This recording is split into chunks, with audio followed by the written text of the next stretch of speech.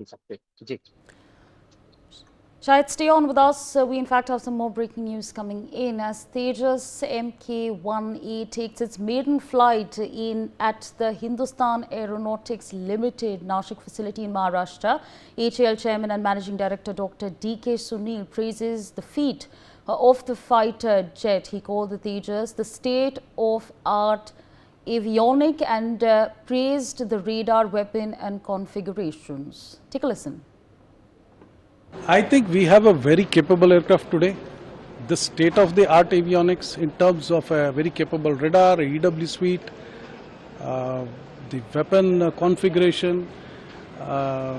So it's I would say a cutting-edge aircraft, and more importantly, it is an aircraft we can maintain, upgrade ourselves.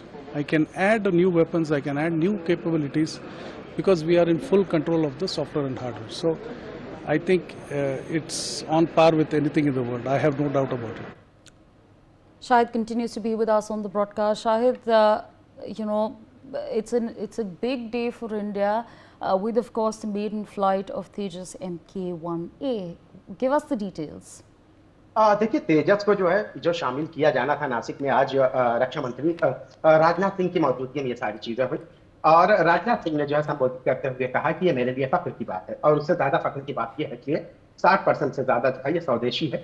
और हमेशा से उन्होंने कहा है कि जिसको लेकर लंबे समय से हमारा ये कोशिश रही है कि ऐसे जो हम बाहर से दूसरे देशों से खरीदते थे, अब वो चीजें हम खुद बना रहे हैं, वो इंस्ट्रूमेंट हम खुद बना रहे हैं देश की रक्षा के लिए। उसके बाद जो है तेजस को लेकर उन्होंने कई सारी खूबियां बयान की, और उसके साथ साथ तेजस को लेकर आपको मैं बता दूं कि जो जानकारी मिली है, उस जानकारी में कि MiG-21 की जगह तेजस को जो है अपग्रेड जो वर्जन एक तरह से कहेंगे कि वो तेजस है, जो आधुनिक टेक्नोलॉजी से लेस है, जो कई जगहों पर हवाओं में जो है फ्यूल भरने जैसी और इसके साथ साथ और भी कई अहम जो सुविधाएं हैं उनसे लेस है।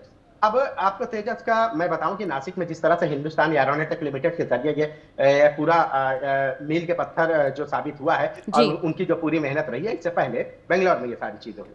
नासिक में जो हुआ है ये तीसरे उसमें 6 मतलब कि नासिक में जो है आज जो रहा है ये तीसरे चरण में रहा है।